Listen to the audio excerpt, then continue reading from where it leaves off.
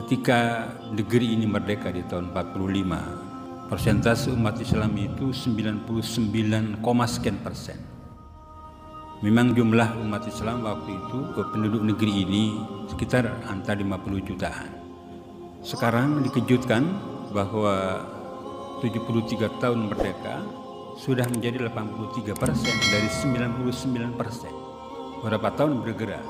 Apa penyebabnya? Wa yubi'u dinahu bi'aradin minad dunya. Dalam surat An-Nisa, wal yashal ladzina law taraku min khalfihim dzurriyyatan dhi'afa khafu 'alaihim. Hendaklah kamu khawatir, hendaklah kamu waspada, akan datang sebuah generasi ke depan. Generasi yang lemah pemahaman keagamaannya, rendah moral dan akhlaknya, lemah akidah tauhidnya, dan itulah menjadi perangkap. Jadi 3 wasiat Rasulullah itu, ittaqillah haitsu ma kunta, bertakwalah kamu kepada Allah di mana saja, dalam suasana apa saja. Haitsu diterjemahkan dengan di mana saja, tapi juga dalam bentuk hal, dalam bentuk suasana. Innas safa wal marwata min sya'airillah. Sesungguhnya di dalam Safa dan Marwah itu ada syiar Allah. Syiar itu diungkapkan, ditampakkan, diwujudkan, disemarakkan. Apa saja yang ada dalam diri kita ini pada jamaah mau sholat, adzan dulu. Adzan itu kan disampaikan, sudah waktunya subuh, adzan. Syiar, sudah waktunya zuhur, adzan. Syiar.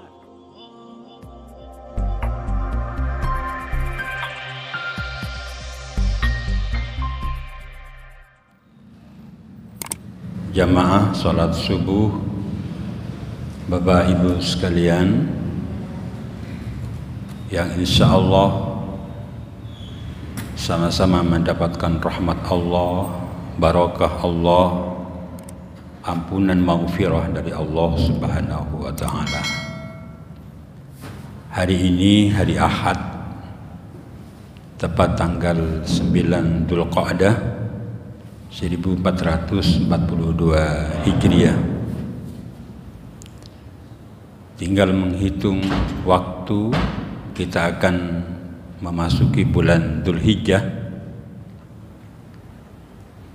dan dari bulan Dzulhijjah itu kita akan ketemu dengan tanggal 8, tanggal 9, tanggal 10.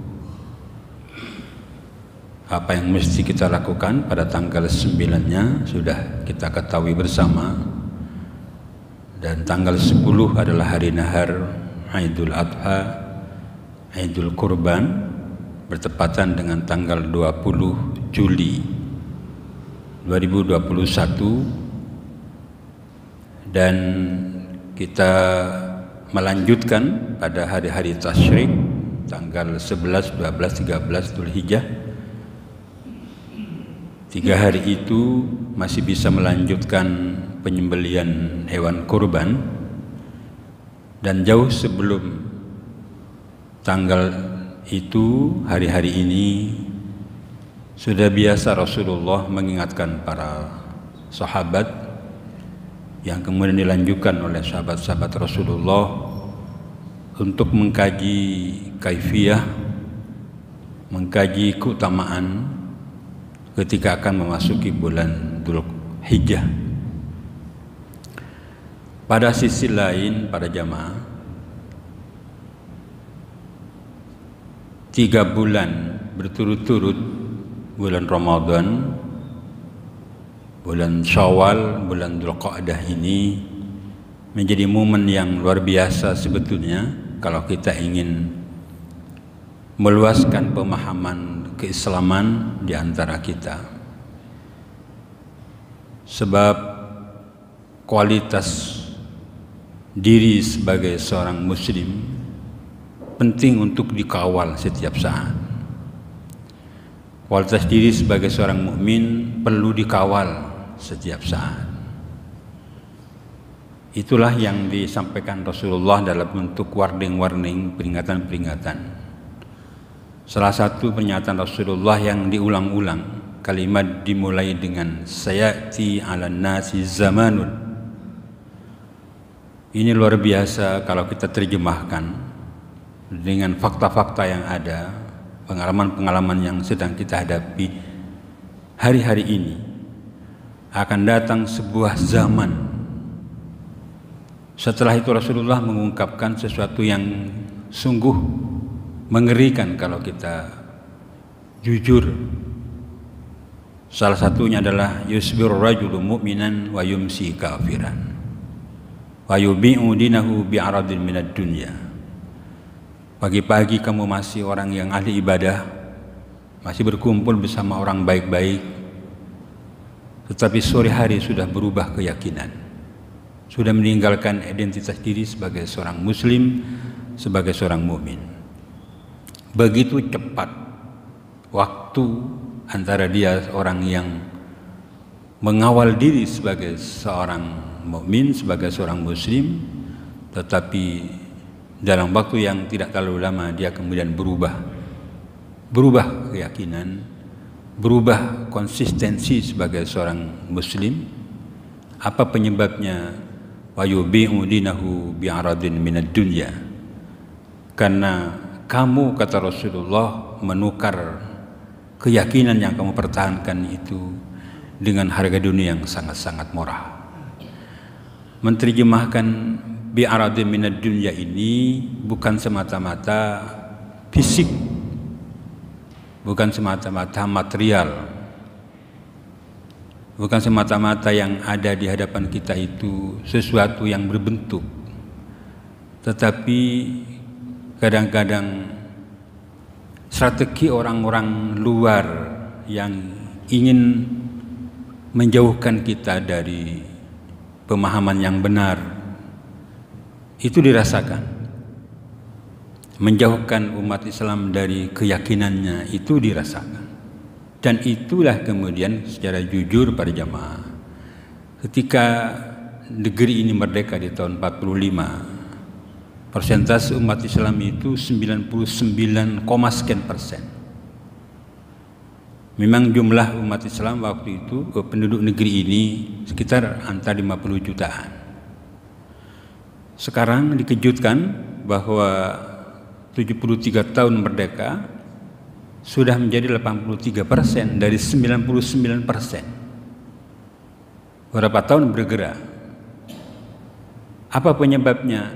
Wa yubi'u dinahu bi'aradin minad dunya. Kemana mereka? Mereka kadang-kadang terperangkap dalam sebuah propaganda. Awalnya biasa, semua agama itu sama, ya biasa-biasa dulu. Inilah yang kemudian ketika Majelis Ulama studi banding melihat dari dekat ada sebuah desa di bagian Jawa ini yang beberapa tahun yang lalu 3 desa itu muslim seluruhnya. Sekarang sudah seluruhnya tidak ada yang muslim. Hatta nenek-nenek, kakek-kakek sudah berubah. Kalau ditanya, kan semua agama sama, sama-sama masuk surga. Itulah yang dirasakan, itulah yang terjadi. Karena itulah kemudian penting untuk kita introspeksi, bermuhasabah. Dalam surat An-Nisa, wal yashal ladzina law taraku min khalfihim dzurriyyatan dhi'afa khafu 'alaihim. Hendaklah kamu khawatir, hendaklah kamu waspada, akan datang sebuah generasi ke depan, generasi yang lemah pemahaman keagamaannya, rendah moral dan akhlaknya, lemah akidah tauhidnya. Dan itulah menjadi perangkap. Yang lebih sakit lagi pada jemaah, kalau awam itu sudah nyata, tetapi mereka punya perangkap bagaimana membelokkan para intelektual muslim ini tidak lagi konsis dalam dakwah Islam. Dia sibuk bagaimana mengutak-atik ajaran itu, diakal-akalkan, sehingga muncullah Islam tertentu yang kemudian mendahulukan akal daripada norma.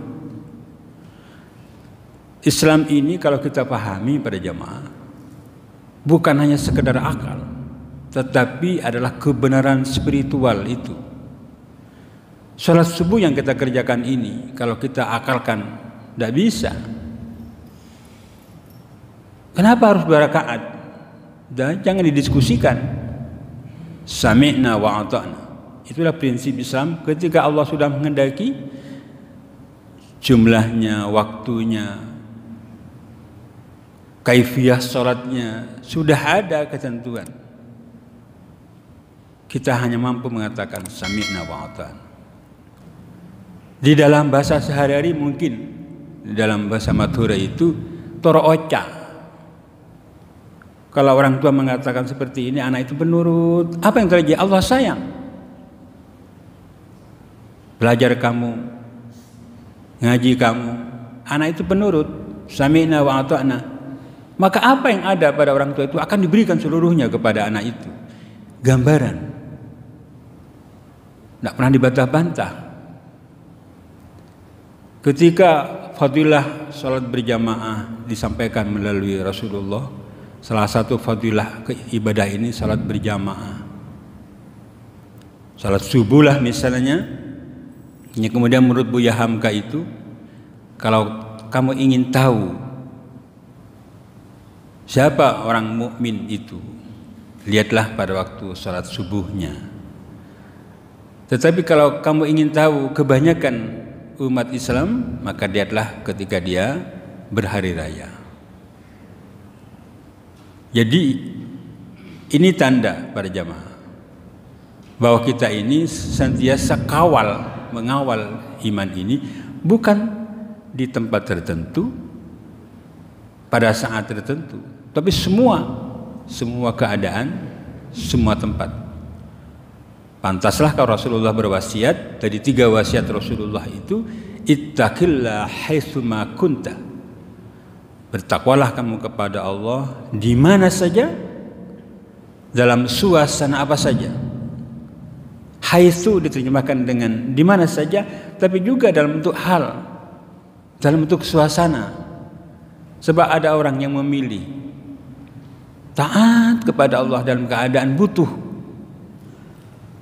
Bacaan apa yang tidak dibaca, zikir apa yang tidak dibaca, ketika butuh, ketika susah, ketika dilepaskan susahnya, nah sudah mulai. Itulah kehidupan Sa'labah di masa lalu yang kemudian ketika miskin luar biasa, ketika dilepaskan kemiskinannya, dia tinggalkan apa yang menjadi kewajibannya. Ada juga yang ibadahnya itu ketika lapang, aktif sekali. Tapi ketika susah, ngampul kepada Allah. Tidak lagi dia bersama kita. Apa? Ruwet, banyak masalah. Nah, ini yang terjadi. Jamaah rahimakumullah. Pada kesempatan ini akan kami sampaikan satu yang disampaikan Rasulullah ketika jelang-jelang memasuki bulan Dzulhijjah, itu adalah bahwa agama ini adalah agama yang perlu disebarluaskan. Ada syiar, innas safa wal marwata min sya'airillah. Sesungguhnya di dalam Safa dan Marwah itu ada syiar Allah. Syiar itu diungkapkan, ditampakkan, diwujudkan, disemarakkan. Apa saja yang ada dalam diri kita ini pada jamaah, mau sholat, adzan dulu. Adzan itu kan disampaikan kepada, sudah waktunya subuh, adzan, syiar. Sudah waktunya zuhur, adzan, syiar. Belum lagi kalau kita lihat ada kalimat-kalimat hayya 'alas shalah. Kalimat yang kedua hayya 'alal falah. Syiar di situ. Mari bersama-sama kita laksanakan sholat, mau duhur, mau asar, mau maghrib, mau isya, mau subuh. Tetapi juga ada kalimat hayya 'alal falah. Inilah benar-benar syiar. Mari kita capai kemenangan itu. Jangan kalah terus. Kenapa umat Islam kalah? Karena yang pertama tidak konsis. Karena sholatnya tidak konsis. Kok bisa begitu? Allah sendiri mengatakan, tarahum ruk'an sujjadan yabtaghuna fadlan minallahi wa ridwana simahum fi wujuhihim min asaris sujud. Kau lihat mereka orang-orang baik-baik kekasih Allah itu ruk'an sujadan, maka mereka sama-sama ruku, sama-sama sujud berjamaah, sama-sama ruku, sama-sama sujud. Diterjemahkan apalagi kalau tidak berjamaah, bersama-sama berjamaah. Apa yang diharapkan mereka? Yabtaghuna fadlan minallah wa ridwana. Fadilah, keutamaan dari Allah dan keridhaan dari Allah. Barangkali kita sepakat berjamaah apa yang diungkapkan Allah sama dengan hari ini kita. Ketika tadi hujan mau berangkat enggak? Berangkat. Apa yang dicari? Fadlan minallah wa ridwana. Kita ingin keutamaan-keutamaan hidup ini dan karunia Allah kita dapatkan. Simahum fi wujuhihim min asaris sujud, dan tampalah pada air muka orang-orang yang ahli ibadah itu satu tanda bekas. Bekas ini adalah tampilan. Bekas ini adalah wujud dari akhlak. Jadi orang yang ahli ibadah itu tampak pada air mukanya bukan hanya muka saja, tapi tampilannya, hidupnya bermanfaat, selalu menebarkan kebaikan, selalu mengajak kepada kebenaran. Inna arsalnaka syahidan wa mubasysyiran wa nadhiran wa da'iyan ila Allah bi'idni wa sirajan munira, surat Al-Ahzab. Jadi Rasul dan para pengikut-pengikutnya ini punya misi syahidan, menjadi saksi apa yang terjadi di zamannya, wa mubasysyiran, penebar berita gembira. Kalau kamu berbuat baik, nilai rewardnya, keuntungannya. Kalau kamu berbuat onar, berbuat maksiat, inilah akibatnya. Wada'iyan ilallah, karena itu dia tebarkan, mari bersama-sama. Agama ini adalah agama syiar, mengajak dan mengajak. Mengajak diri, mengajak keluarga, ku anfusakum wa ahlikum nara. Jadi kita sudah berbuat baik tidak cukup para jamaah, karena itulah kemudian mengajak anak kita, istri kita, keluarga kita, agar tidak satu kenyataan pahit nara ketika sudah tidak lagi di jalan Allah. Tentu inilah. Karena itu para jamaah, sebentar lagi kita akan masuk kepada Idul Kurban. Syiar takbir itu syiar, Allahu Akbar, Allahu Akbar, sampai lalu menyembelih hewan kurban itu syiar. Setelah itu kita dagingnya berikan kepada saudara-saudara kita, syiar lagi. Bahkan ditambah dengan hari tasyrik 13, 11, 12, 13, syiar lagi di situ. Nah, syiar ini mau diredupkan hari ini oleh golongan-golongan yang anti kepada kemajuan Islam. Yuriduna liyutfi'u nurallah biafwahihim, mereka ingin menutup cahaya kesemarakan Islam. Bisa diterjemahkan sendiri Bapak, bagaimana cara-cara mereka. Sudah terbuka sekarang, kita buka di YouTube, oh begini ternyata. Di daerah tertentu, oh begini ternyata. Kenapa ini begini? Kenapa ini? Sudah kita bisa, tidak usah disampaikan melalui mic ini. Sudah ada cara-cara mereka itu. Wallahu mutimmu nurihi, tetapi Allah mengatakan justru akan menyempurnakan syiar itu. Justru akan disempurnakan. Semakin kita mau dijauhkan, semakin kita akan dekat. Semakin kita direndahkan, semakin kuat kita. Inilah yang harus kita garis bawahi, bahwa ketika kita akan memasuki bulan Dzulhijjah ini, para jamaah, kita harus bersama-sama faham betul apa itu Idul Adha, apa itu hari tasyrik, apa itu Arafah. Yang intinya adalah bagaimana menyebarkan syiar Islam itu. Kalimat apa yang menyebutkan bahwa syiar? Da'a ilallah, da'a.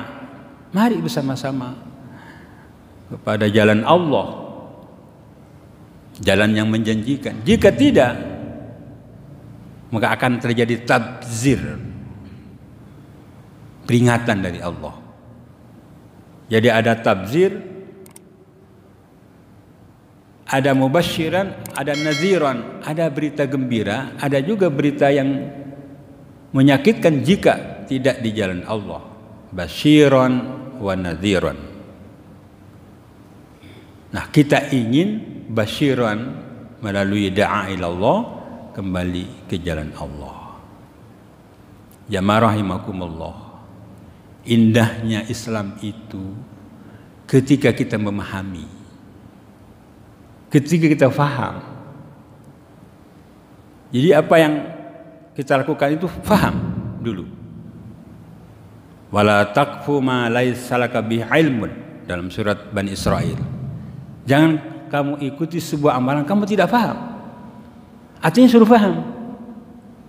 Innas sam'a, pendengaran kamu, wal basara, penglihatan, wal fuada, hati pemahaman kamu, kullu ulaika kana anhu mas'ula, akan dipertanggungjawabkan di hadapan Allah.